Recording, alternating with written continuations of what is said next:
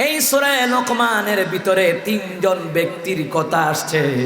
মুসলমান ইমানদার এই লোকমান হাকিমের সম্পর্কে আসুন একটু জানা নেই। লোকমান হাকিম ছিলেন এক নাম্বার কালা মানুষ ছিল। কি মানুষ? আর জোরে কোন কি মানুষ? এখানে তো কালা মানুষও আছে।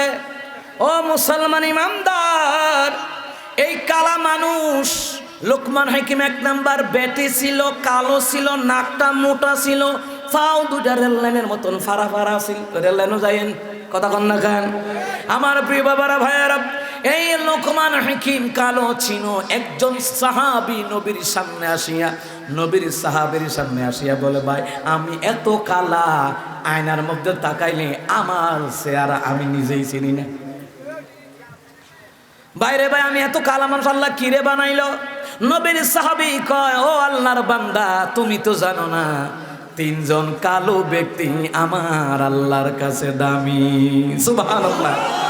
নবীর সাহাবী বললেন, শোনো শোনো, তুমি কালো বলে মন খারাপ করো না, কিন্তু কালো মানুষ আল্লাহর কাছে দামি। তুমি কি জানো ইসলামের দৃষ্টিতে তিনজন কালো মানুষ, ইসলামের ইতিহাসে কোরআনের তাফসীরে বর্ণনায় তিনজন কালো মানুষ আল্লাহর কাছে দাম বেশি না কম? এরই মধ্যে যিনি হলেন কালো মানুষ, তিনার নাম হলো হযরতে লোকমান হাকিম। নবীর সাহাবী বললেন, শোনো, লোকমান হাকিম কালো আছিল, কিন্তু তার মর্যাদা আল্লাহর কাছে এত বেশি। শোনো শোনো, নবীর সাহাবী ওমর ইবনে খাত্তাব রাদিয়াল্লাহু তাআলা আনহুর কৃতদাস, যার নাম হলো মুহাজ্জা রাদিয়াল্লাহু তাআলা আনহু, তিনিও কালো ছিল কিন্তু আল্লাহর কাছে দামি। তৃতীয় নাম্বার কালো ছিল হযরত বেলাল।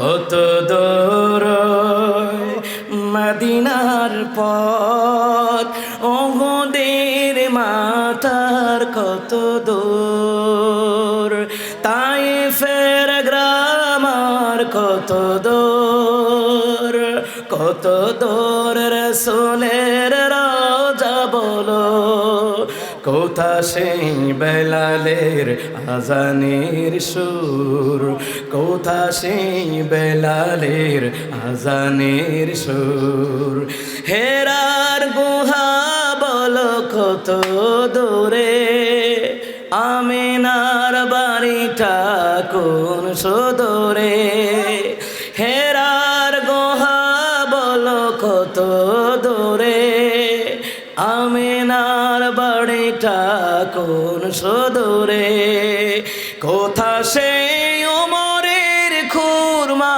বাগান, আবু বকরের সেই সীমাহীন দান, কোথা সেই ওমরের খুরমা বাগান, আবু বকরের সেই সীমাহীন দান, সব যেন মন জোড়ে বাজায় নূপুর, কত দূর মদিনার পথ, ওহুদের মাথার কত দূর, তায়েফের গ্রাম আর কত দূর, কত দূর রাসূলের রওজা বলো, কোথা সেই বেলালের আজানের সুর, কোথা সেই বেলালের আজানের সুর।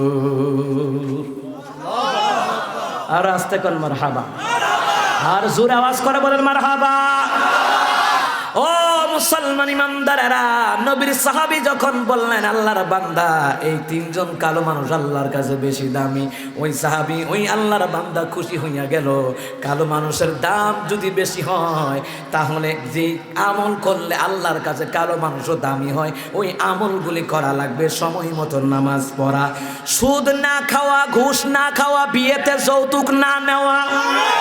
কথা কন না কেন? বর্তমান প্রেক্ষাপটে সারা ভিক্ষুক হলো তারা, বিয়ের মধ্যে যৌতুক নেয় যারা। ও মুসলমান ইমানদারেরা, আপনি কালো মানুষ কিন্তু আল্লাহর কাছে আপনার দাম বেশি। যদি আপনি আল্লাহর ইবাদত করেন, নবীর সুন্নত তরিকায় দাড়ি রাখেন, কালো হওয়ার পরেও আল্লাহর কাছে জোরে বলুন তো দাম বেশি না কম? এবার আসেন প্রিয় বাবারা ভাইয়েরা, এই লোকমান হাকিমের কথা যদি বলতে যায় রাত পার হয়ে যাবে, শেষ হবে না। তবু কিছু বলাই লাগবে মুসলমান। এই লোকমান হাকিম এই ওয়াজগুলি জ্ঞান করবে, আল্লাহ যে জ্ঞান দিলেন এই জ্ঞানের শুকর আদায় করেছেন উনি। যা